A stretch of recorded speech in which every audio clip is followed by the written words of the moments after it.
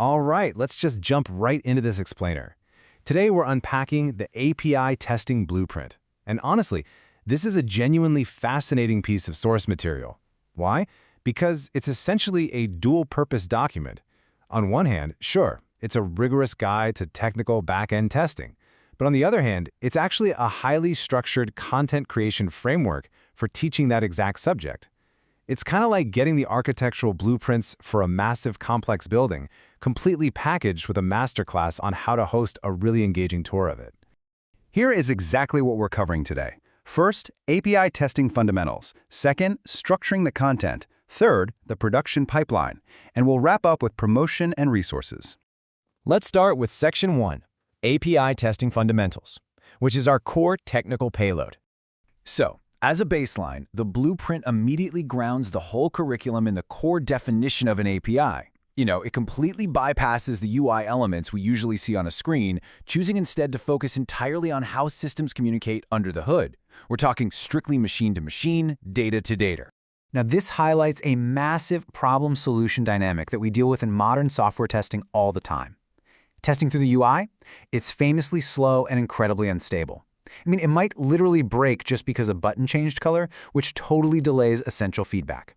By skipping that UI layer entirely, back-end testing gives us faster, far more stable, and incredibly early feedback. We are validating the engine here, not the paint job. But to actually bypass that UI, you're going to need some specialized equipment. We're talking tools like Postman, Rest Assured, and Karate. Using these, the curriculum focuses heavily on validating the core elements of that machine-to-machine conversation. You send a request, you get a response, and you rigorously check those status codes and data validations to ensure absolutely perfect backend behavior way before a user ever even clicks a button. Moving right along to Section 2, Structuring Content, specifically looking at pacing for retention.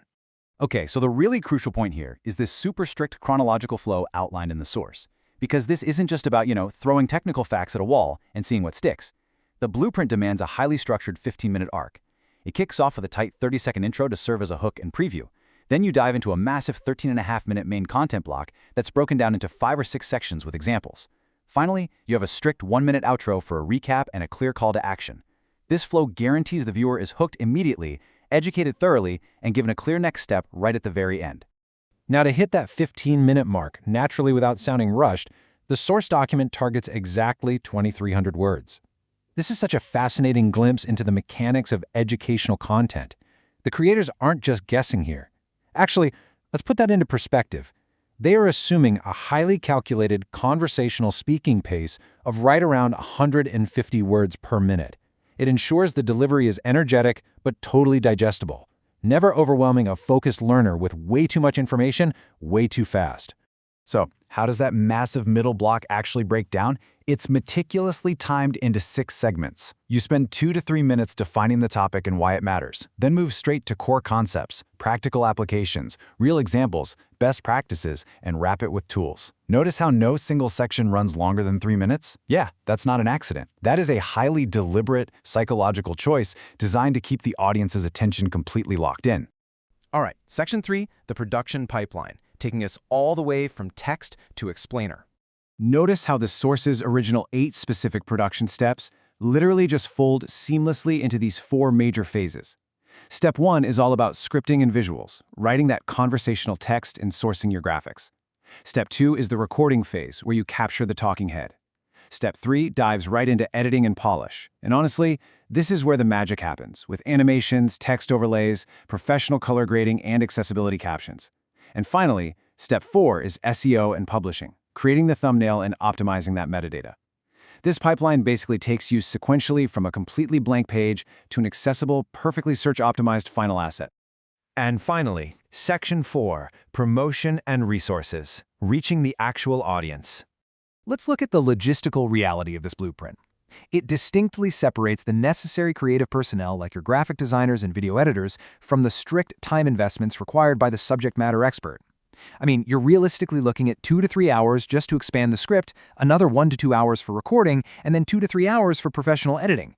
Quality explainers absolutely require a calculated investment of specialized talent and highly focused time. But wait, Once the master explainer is finalized, the blueprint dictates a really rigorous multi-channel promotion strategy. You don't just post a 15-minute drop and, hope for the best.